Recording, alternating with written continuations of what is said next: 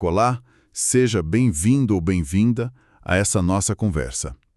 Hoje a gente vai mergulhar num material bem interessante, olha só.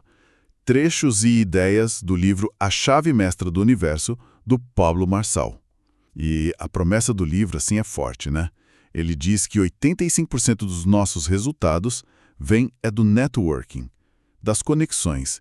E o livro se apresenta como um guia para a gente conseguir, digamos, destravar esse potencial todo. Exatamente. E o nosso objetivo aqui hoje é investigar um pouco essas estratégias, esses conceitos que o autor traz, né? Vamos focar em como ele acredita que a gente pode construir conexões que funcionem, que impulsionem nosso crescimento, tanto pessoal quanto profissional. E o legal é que o livro vai fundo, sabe? Começa lá no autoconhecimento e vai até umas técnicas bem específicas de comunicação, de relacionamento. Certo, então, vamos começar a desempacotar isso aí. E como você falou, o ponto de partida que ele considera, assim, fundamental, antes mesmo de pensar em se conectar com os outros, é a tal da conexão consigo mesmo. O livro bate muito nessa tecla da autoconexão como a base de tudo. O convite é para descobrir a própria identidade, a vocação, mas não com um teste pronto, sabe? É um mergulho para dentro mesmo. Autoconhecimento. Ele até dá uma cutucada naquelas pessoas que vivem mudando de objetivo porque não sabem direito quem são. Cita uns exemplos meio caricatos, né? Tipo, de manhã a pessoa quer ir para os Estados Unidos, de tarde já está pensando em montar uma pamonharia e de noite decide que vai fazer medicina. Falta clareza, né? A sugestão dele é clara. Invista em autoconhecimento. Ele menciona o curso dele, o método IP, mas fala para buscar outros caminhos também. E o que eu acho central nisso, nessa abordagem dele, é como ele liga identidade com autoimagem. É muito forte isso no livro. Ele argumenta que o jeito como a gente se vê, que muitas vezes, né, vem de fora, da opinião dos outros, isso pode bloquear a gente. Ele até usa um exemplo pessoal, de como ele se sentia meio menino, mesmo já trabalhando e tal. E aí ele conta que investiu para mudar isso. Fez foto profissional, fala até de uma otoplastia, aquela cirurgia na orelha. Tudo para alinhar a imagem de fora com o valor que ele sentia que tinha por dentro. Sabe, a mensagem é: investe em você. Resolve o maior problema do mundo, que seria você mesmo, como ele diz. Essa ideia de se ver como o maior problema leva a outro conceito que ele traz que é, assim, curioso. Amar problemas. Sou estranho, né? Amar problema. Mas o ponto dele é que atrás de todo problema tem uma recompensa escondida e começar resolvendo o principal deles. A gente mesmo seria o primeiro passo para pegar essas recompensas. A frase de efeito é essa: o maior problema do mundo sou eu. E a proposta é meio que trocar a lente, sabe? Olhar o mundo de um jeito novo para poder criar, identificar e resolver problemas. Ele até joga uns exemplos no ar, tipo veículo à água, dessalinização, pensar fora da caixa mesmo. E essa mudança de lente interna, digamos assim, conecta com outro pilar que ele martela muito, o poder do agora. A importância de estar presente de verdade, focado no lugar, na pessoa, na situação que está acontecendo, para a conexão ser genuína. Ele diz que ficar preso no passado leva à depressão e a neura com o futuro gera ansiedade. Usa até a história de Adão, que teria perdido o Éden por não viver o agora. Trazendo para o nosso tema, para o networking, isso é muito prático, né? As pessoas querem ser ouvidas, querem se sentir importantes naquele momento. E para isso a gente precisa estar lá 100%. A primeira é de um professor que eu tinha, que falava o seguinte: as palavras não são impunes. Elas advogam a seu favor ou contra. Tida essa base interna. E imagino que, depois de trabalhar autoconhecimento, presença, aí a comunicação entra em cena com força total, né? O livro parece dar um peso grande para isso. Sim, e ele já chega com um número de impacto. 55% da comunicação, segundo ele, é não verbal. O corpo fala, né? Ele usa uma expressão interessante, armadura bem ajustada, falando das roupas. A ideia não é ser rico ou ostentar, é a roupa comunicar quem você é. Com propósito, com simplicidade. Conta até da esposa dele que fez uma consultoria de estilo e, reduziu o guarda-roupa drasticamente. Ficou só com o que realmente falava sobre ela. Menos é mais, né? Se for o mais certo. E além da roupa, claro, a linguagem corporal. Movimento, postura, mania. O corpo entrega a gente, né? Entrega insegurança. Ele dá até uma dica, uma técnica meio diferente para controlar tique nervoso. A pinça, ou apertar o dedão do pé disfarçadamente. E fala da importância de ser mais soft, elegante nos movimentos e de se adaptar. Dá o exemplo da diferença que é cumprimentar alguém na Alemanha e em Goiás. Tem que ler o ambiente. Exato. E complementando esse não verbal, vem o verbal, que ele quebra em duas partes. A voz, que ele atribui 38% do impacto, e o linguajar mesmo, as palavras, com os 7% restantes. Sobre a voz, a ideia é buscar uma voz que cative, que passe confiança. Não aquela voz que irrita, sabe? Ele até cita uma pesquisa sobre políticos com voz mais grave serem percebidos como mais confiáveis. A dica é trabalhar a modulação, se precisar fazer coaching vocal, aula de canto e dar aquele exemplo bem prático do restaurante, como treinar a equipe para modular a voz e usar frases específicas para vender mais bebida. É bem interessante. Já no linguajar, o ponto-chave é a adaptação. O jeito de falar com o juiz não é o mesmo de falar com o operário, né? É preciso ajustar. E também, claro, cortar os vícios de linguagem. O né, tipo assim, correto no fim de toda frase. Ele mesmo conta que ralou para tirar o né quando trabalhou em call center. Uma dica prática que ele dá para enriquecer o vocabulário é pegar um dicionário e se desafiar a aprender e usar, umas 5 a 15 palavras novas por semana. E para fechar essa parte da comunicação, ele diferencia escutar de ouvir.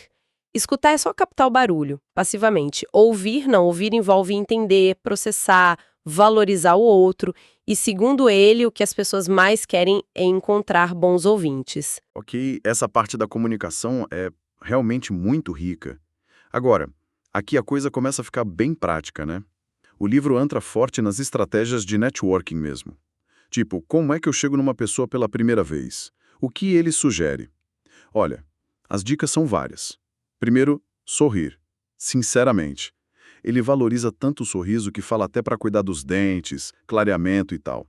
Diz que o sorriso é a única fratura exposta que a gente pode mostrar. Depois, fazer perguntas mais abertas, mais elegantes. Em vez do batido, o que você faz? Perguntar, o que você mais gosta de fazer? Cria uma conexão diferente. Se a pessoa for conhecida, óbvio, pesquisar um pouco antes. Buscar criar um vínculo, achar algo em comum. E, claro, sempre agir com integridade. Isso ele reforça bastante. E sobre eventos, como tirar o máximo proveito deles? Ele tem umas ideias aí também. Primeiro, escolher bem.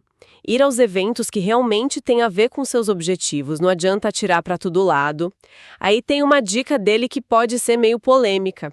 Ele sugere chegar um pouquinho atrasado em eventos sociais, não nos formais, claro. A ideia, segundo ele, é para valorizar a imagem, criar uma certa presença, chegar quando a festa já está rolando.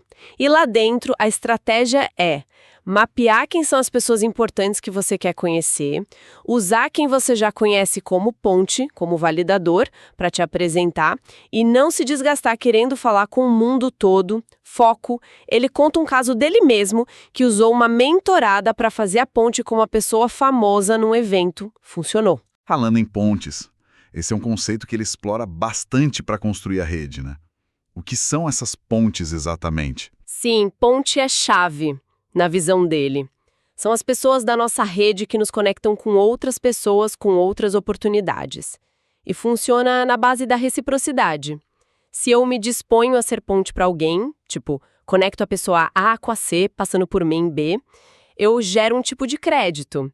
E isso incentiva que outras pessoas façam o mesmo por mim lá na frente. É um triângulo ABC que ele desenha. Ele até conta que teve a ideia depois que um concorrente falou que o networking dele era limitado. Virou inspiração. E para organizar isso, ele sugere a regra do 7x7. Montar uma rede base com umas 7 pessoas-chave em 7 áreas da vida. Espiritual, pessoal, familiar, profissional, financeira, conhecimento e social. Bem estruturado. Outra técnica que ele detalha bastante é a modelagem. Mas é bom deixar claro, não é para copiar, né? Modelagem, para ele, é decifrar e aplicar os códigos, ou seja, os padrões de pensamento, de comportamento, as estratégias de gente que já chegou onde você quer chegar. Mas o ponto crucial é adaptar isso para a sua realidade, para a sua identidade. Não é virar um clone. Ele diz que modelou mais de 200 pessoas, pais, irmãos, artistas, professores, uma lista enorme. E um detalhe importante que ele frisa: tem que ter data para acabar a modelagem de alguém, para não virar dependência, ou pior, idolatria. Dá o exemplo do Tony Robbins. Depois de modelar ele por um tempo, o autor passou a vê-lo de um jeito mais humano. Um vaqueiro que descobriu o segredo da mente humana. Foi a forma como ele descreveu. Desmistificou. Entendi. E além das pontes da modelagem, ele introduz a figura dos patrocinadores. Quem seriam esses na nossa rede? Os patrocinadores seriam aquelas pessoas que já estão num nível mais alto na sua rede e que de alguma forma te promovem, te endossam. Isso de graça, sabe? Baseado em respeito, em honra mútua. Não é patrocínio de dinheiro necessariamente. Ele cita vários exemplos pessoais.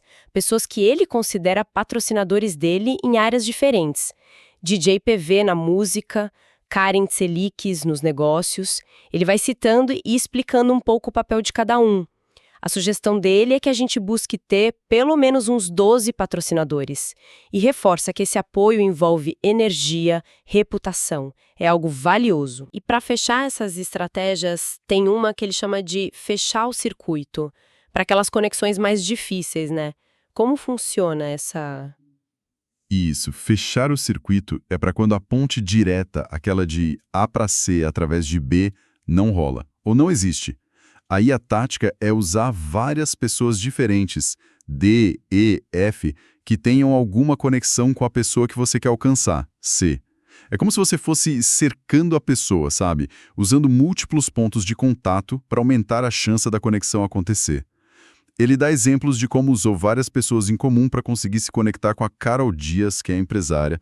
Menciona também um caso com um contato na Alemanha, um tal de Felipe Fernandes. Mas aqui tem um alerta importante dele. Precisa ter um propósito claro para buscar essa conexão. Tem que ser legítimo. Ele critica um aluno que queria conhecer o DJ Alok só para tirar foto.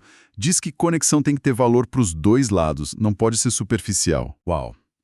Depois de passar por tudo isso, autoconhecimento, comunicação, todas essas estratégias de ponte, modelagem, circuito, aí ele finalmente revela o que ele chama de a chave mestra do universo. E o que é, afinal? Ele diz de forma bem direta que a chave mestra é o relacionamento. É isso. Segundo ele, essa chave, o relacionamento, ela destranca todas as portas. Do céu, do inferno, ele usa essas imagens fortes, mas... E aqui tem o pulo do gato. A chave só destranca, ela não abre a porta. Exato. E aí que entra o complemento que ele traz, que é fundamental. O que abre a porta de verdade é a confiança. O relacionamento, a chave, destranca. Ok, permite chegar até a porta. Mas é a confiança que você tem que despertar na outra pessoa, que faz ela girar a maçaneta por dentro e te deixar entrar. Ele até faz uma conexão com aquela passagem de Apocalipse: eis que estou à porta e bato. Quem ouve e confia, abra. A confiança é o que libera a passagem. E para fechar o raciocínio, ele usa uma última analogia bem visual, a do astronauta. Ele compara a gente com astronautas, capazes de entrar em mundos diferentes. Ou seja, de se conectar com qualquer pessoa, não importa quão diferente seja. Só que para isso a gente precisa, como astronauta, de trajes especiais, que são as adaptações de comportamento, de comunicação, de visual, para cada ambiente, para cada pessoa. Ele chega a dizer que, na visão dele, até Deus precisou vestir roupa de astronauta, que seria Jesus para vir se conectar com a gente aqui na Terra. E a mensagem final é essa: a chave mestra, relacionamento, está na nossa mente. E a fechadura que ela destranca é a própria mente. Então, tentando juntar as peças aqui do que a gente conversou, O livro do Pablo Marçal parece desenhar um percurso bem claro, né? Começa lá no fundo, no autoconhecimento, sobe para a comunicação verbal, não verbal como ferramenta mesmo de conexão, e aí desemboca num kit de estratégias bem práticas para construir e usar a rede de contatos.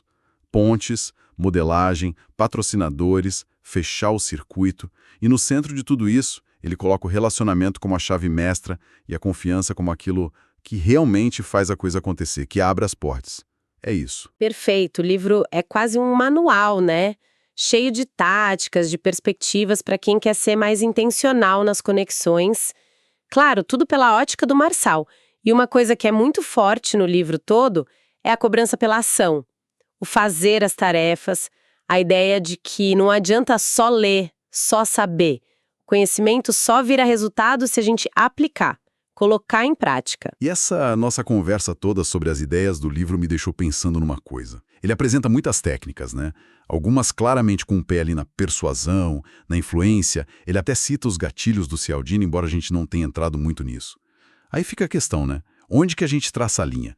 Como equilibrar essa construção de conexões que a gente quer que sejam genuínas, baseadas em valor, em confiança, com a aplicação talvez mais estratégica, mais calculada dessas técnicas para atingir um objetivo? Como é que a gente harmoniza a busca por resultado via networking com a autenticidade nos relacionamentos que a gente forma? Fica essa reflexão, né? Sem dúvida, é um ponto delicado e super importante para se pensar. Como navegar nesse espaço entre ser estratégico e ser autêntico? Talvez seja aí o grande desafio para quem decide aplicar essas ideias. Bom, agradecemos a quem nos acompanhou nessa análise de alguns pontos de A Chave Mestra do Universo